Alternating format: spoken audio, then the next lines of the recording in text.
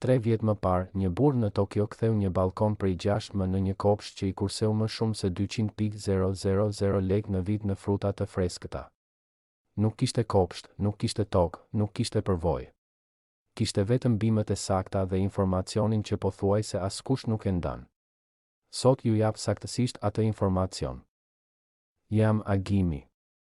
Mirë se erdhët në kanal.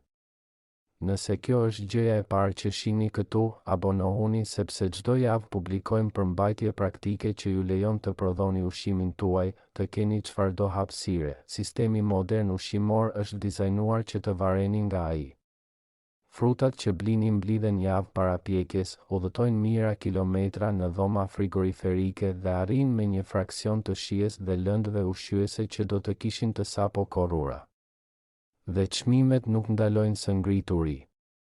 Kjo nuk është prirje e përkohshme, është strukturore, por ja çfarë ndryshon gjithçka. Disa nga frutat më produktive dhe ushqyese në botë rriten perfektisht në vazo. Në balkone, në taraca, madje edhe brenda shtëpisë. Nuk keni nevojë për arë, vetëm duhet të dini çfarë të mbjellni. Do t'ju prezantoj 12 bimë që transformojnë çdo hapësirë të vogël në një sistem prodhimi real. Dhe do të filloj me një që ndoshta e keni zgjedhur gabim tani, edhe pse mendoni se po e bëni mirë. Qëndroni deri në fund, sepse numri 1 nuk është ajo që pret askush. Para se të hyjmë te bimët, duhet të shkatërroj një mit. Ekziston një besim i përhapur, edhe midis kopshtarëve me përvojë, se kultivimi në vazo është zgjidhje e kategorisë së dytë, se toka e hapur gjithmonë fiton. Është plotësisht e gabuar. Hulumtimi modern hortikulturor tregon diçka kundërintuitive. Kur rrënjët prekin murin e vazos dhe nuk mund të vazhdojnë të zgjerohen, bima i ridrejton gjithë energjinë e saj drejt riprodhimit. Më shumë lule, më shumë frut, korrje më të hershme. Ajo që duket si kufizim bëhet avantazh real produktiv. Kjo shtohet kontrollit të plot mbi pH, lagështi dhe lëndë ushqyese, presion më të ulët të dëmtuesve, mundësi për ta lëvizur bimën sipas dritës. Kultivimi në vazo nuk është kompromis, është mjet me avantazhe që toka e hapur nuk mund t'i barazojë. Me këtë të qartë, le të fillojmë. Nëse ndonjëherë keni provuar të kultivoni luleshtrydhe në vazo dhe rezultati ishte zhgënjyes, pothuajse me siguri problemi nuk ishit ju, ishte varieteti. Shumica e luleshtrydhjeve në viverot janë varietete komerciale të dizajnuara për fruta të mëdha, uniforme dhe rezistente ndaj transportit. Shija është dytësore, rendimenti në vazo nuk merret parasysh. Prodhojnë një korrje të vetme në vit dhe pastaj gjithë energjinë e dedikojnë për gjenerimin e stoloneve, bishta anësor që në një vazo bllokojnë hapësirën dhe zvogëlojnë prodhimin. Luleshtrydha alpine, Fragaria vesta, funksionon në mënyrë krejtësisht të ndryshme. Është prodhues i përhershëm. Fillon në pranverë dhe vazhdon deri te ngricat e para. Midis 5 dhe 7 muaj korrje e vazhdueshme. Dhe nuk prodhon stolone. Gjithë energjia shkon direkt te fruti. Një vazo 30 cm me 4 bimë prodhon midis gjysmë kilogrami dhe 1 kg në muaj në pikat e prodhimit. Shija është arsyeja përfundimtare. Varietete Simeonete ose Alexandria kanë përqendrime shumë më të larta të komponimeve aromatike.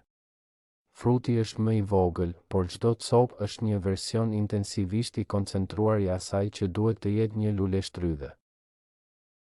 Ekziston një besim që kufizon shumë kopshtar urban se agrumët funksionojnë vetëm në klima të ngrohta jashtë.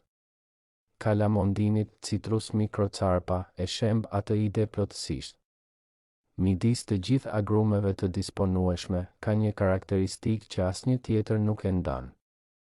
Prodhon frut në mënyrë të besueshme brenda shtëpisë në dritën normale të një dritareje.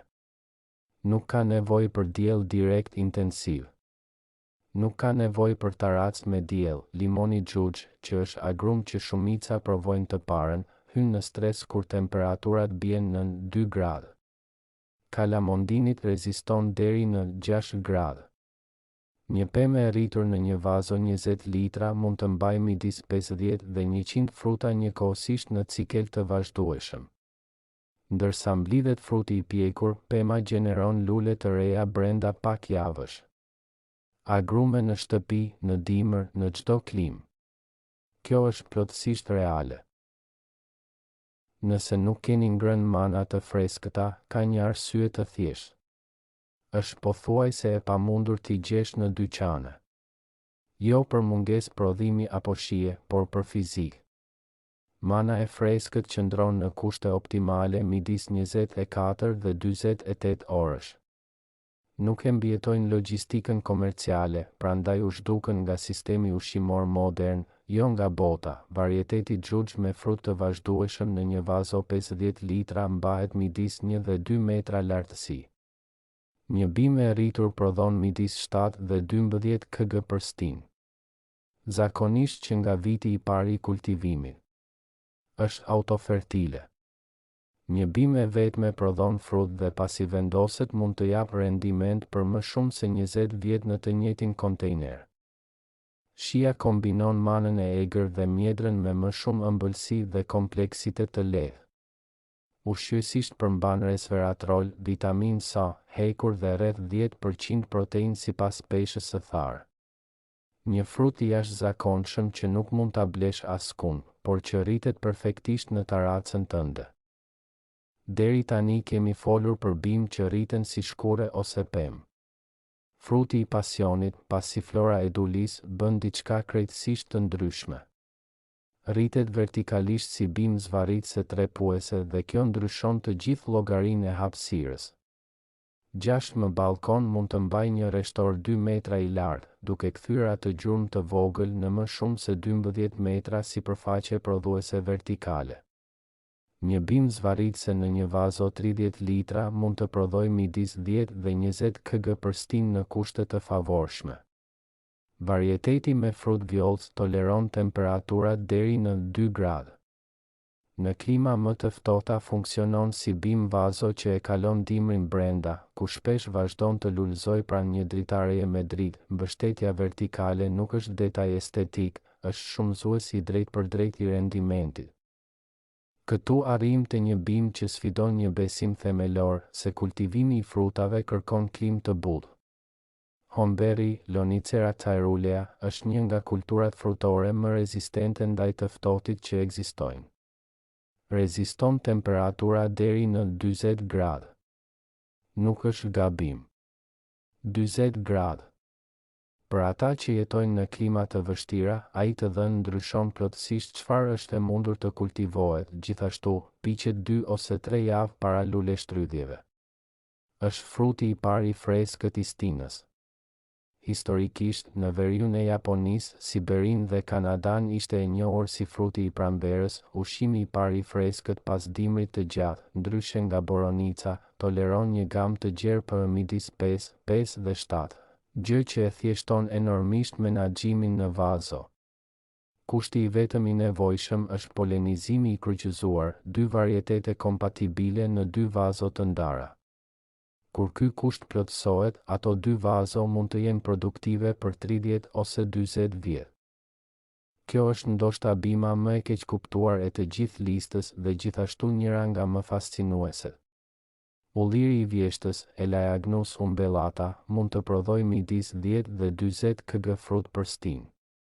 Por avantazhi i tij real është diçka që shumica e bimëve nuk mund ta bëjnë, fiksim azoti atmosferik. Rrënjët e tij strehojnë koloni të bakteres Frankia, të aftë të konvertojë azotin e ajrit në komponimet e disponueshme për bimën. E ushqen vetveten dhe në shumë raste përmirëson pjellorinë e substratit të kontejnerëve të afërt. Disa kultivues e përdorin me qëllim ujin e kullimit të vazove të tyre për të ujitur kultura të tjera bimore, duke shfrytëzuar komponimet e azotit të tretur. Një bimë që ushqen të tjerat ndryshon mënyrën si mendoni për dizajnin e një balkoni produktiv. Ka bimë në këtë listë që janë produktivitet i pastër. Shega xhuxh, Punica granatum varnana, është produktivitet dhe bukuri njëkohësisht. Mund të lulëzoj dhe të jap frut në vitin e parë ose të dytë në vazo. Prodhon lule portokalli të kuq intensiv për muaj, të ndjekura nga fruta në varietetet e ngrënshme me pulp plotësisht të përshtatshme për konsum. Ekzemplaret e rritur durojnë temperaturat deri në 1 gradë. Është jashtëzakonisht tolerant ndaj thatësirës pasi vendoset. Ideal për personat që udhëtojnë ose nuk mund të mbajnë ujitje strikte. Një vazo midis 15 dhe 20 litra është e mjaftueshme për një ekzemplar produktiv dhe dekorativ për vite. Kjo bimë mund të paguaj vetveten në vitin e parë. Manaferat Goi, Lycium barbarum, në versionin e thartë të cilësisë, arrin çmime të larta në dyqanet e specializuara. Çfarë shumica nuk e di është se sa e thjesht është ta kultivohet. Toleron toka të varfra, nxehtësi intensive, dimra deri në 15 gradë dhe thatësi moderate. Pasi vendoset, një vazo midis 30 dhe 50 litra mban një shkure produktive për shumë vjet, prodhon në valë të njëpasnjëshme gjatë gjithë stinës në vend të një korrieje të vetme. Ndërsa mblidhen manaferat e pjekura, bima vazhdon të lulëzojë. Shija e freskët është e butë, pak e ëmbël. Përmban vitamin C, hekur, fibra dhe polisaharide që vazhdojnë të jenë objekt hulumtimi për efektet e tyre të mundshme në funksionin imunitar. Njëra nga frutat më të panjohura të listës dhe paradoksalisht njëra nga më vendase të bregdetit atlantik. Kumbulla deti, Prunus maritima, është shkure kompakte shumë tolerante ndaj kushteve të pafavorshme, erës, tokës së varfër, thatësirës. Në vazo, ato toleranca shndërrohen në një bimë që kërkon pak dhe kthen shumë. Frutat janë të vogla, ngjyrë midis të verdhë dhe të kuq të errët sipas varietetit. Shija e freskët balanconi ëmbëlsinë dhe aciditetin, por ku arrin shprehjen e saj maksimale është e përpunuar. Reçeli që prodhon konsiderohet nga shumë prodhues artizanal si njëri nga më të mirët që jep çdo frut I kontinentit amerikan. Një bimë e rritur në një kontejner 40 litra mund të gjenerojë disa kilogram frut për stinë gjatë dekadave. Nëse do të duhej të zgjidhje një bimë të vetme nga kjo listë për kombinimin e ornamentales, produktives dhe rezistentes, kjo do të ishte kandidatja më e vështirë për tu tejkaluar. Guava ananas, Aca selojana, është në shumë kopshte bimë gardhi dekorative. Lulet e saj të pranverës kanë petale të bardha dhe stamina të kuq të ndezur. Dhe ato petale janë të ngrënshme me shije befasuese të ëmbël midis pambukut të sheqerit dhe frutës tropikale. Frutat vijnë pastaj me pulp të brendshme aromatike, shija e të cilës është e vështirë të përshkruhet, diçka midis ananasit, guavës dhe mentës. Ekzemplarët e rritur tolerojnë deri në 8 ose 10 gradë. I realizueshëm në klima kontinentale dhe pjesën më të madhe të Evropës. Në vazo midis 40 dhe 60 litra zhvillohet si shkure kompakte, rezistente ndaj dëmtuesve, tolerante ndaj thatësirës dhe produktive për shumë vjet me mirëmbajtje minimale, shumë pak e njohin. Pothuajse askush nuk e kultivon me qëllim në vazo. Ky është saktësisht lloji I avantazhit që kërkojmë. Fruti I dragojt nuk duket si bimë frutore, duket si skulpturë. Kërcej trekëndor të gjelbër që ngjiten lart pa gjethe apo degë konvencionale. Një kaktus zvarritës trepues që në kushte optimale prodhon midis 10 dhe 30 kg frut në vit. Karakteristika më e jashtëzakonshme nuk është fruti, por lule. Lule të mëdha të bardha deri në 35 cm diametër që hapen vetëm natën. Çdo lule jeton më pak se 12 orë. Në agim mbyllet dhe fillon të vyshket. Nëse polenizimi pati sukses, fruti arrin pjekurinë e tij brenda 30 deri 50 ditësh, përdor metabolizëm acid krasulac, të njëjtin si kakuset, duke hapur stomata vetëm natën dhe duke humbur shumë më pak ujë se shumica e bimëve. Në verë reziston periudha nxehtësie dhe thatësire që do të vrisnin pothuajse çdo bimë tjetër frutore. Një vazo 60 litra me mbështetje qendrore solide mund të mbajë një bimë produktive për shumë vjet. Kjo është bima që asnjë vivero konvencional nuk do t'ju sugjeroj. Nuk shfaqet në librat standard të kopshtarisë. Shumica e njerëzve nuk kanë dëgjuar kurrë për të dhe megjithatë është ndoshta më fascinuesi i të gjithë kësaj liste, quhet fruti mrekulli, syncepalum dulcificum. Dhe ajo që bën duket e pamundur derisa e përjetoni personalisht, fruti është i vogël dhe i kuq me shije relativisht neutrale, por përmban një glikoprotein të quajtur miraculin, e cila ngjitet te receptorët e shijes acide në gjuhë. Ndërkohë që mbetet aktive midis 30 minutave dhe 2 orësh, çdo ushqim acid shijon plotësisht i ëmbël. Një limon i tërë shijon si limonadë me sheqer. Uthulla shijon si lëng molle. Kosi më acid natyral bëhet ëmbëlsirë. Nuk është halucinogen, është një ndërveprim molekular specifik, i dokumentuar dhe i studiuar që transformon përkohësisht si i përpunoni shiat, nga pikpamja e kultivimit. Është shkure tropikale që në vazo mbahet kompakte me krasitje të rregullta. Keni nevojë për substrat acid me pH midis 4, 5 dhe 5, 5. Nuk toleron ngrica, kështu që në klima të ftohta kultivohet si bimë e brendshme. Prodhon frut disa herë në vit në kushte të mira drite, kjo nuk është kopshtari dekorative. Kjo është kultivimi i diçkaje që nuk ekziston në asnjë dyqan, që prodhon një përvojë që pothuajse askush në rrethin tuaj nuk e ka pasur kurrë dhe që rritet në një vazo në dhomën e ndenjes. Mësimi i të gjithave këtyre nuk është se keni nevojë për të 12 bimë. Është se kufiri i asaj që mund të prodhoni në një hapësirë të vogël nuk e vendos hapësira, por informacioni që keni. Disa nga këto bimë fiksojnë azot, të tjera lulëzojnë natën, të tjera prodhojnë lule të ngrënshme para frutit dhe të gjitha ndajnë diçka. Rriten në vazo, në balkon, tarac, dritare të orientuar nga jugu. Çdo hapësirë e tillë mund të kthehet në sistem prodhimi real, jo në kuptimin romantik që shesin disa kanale, por në kuptimin literal.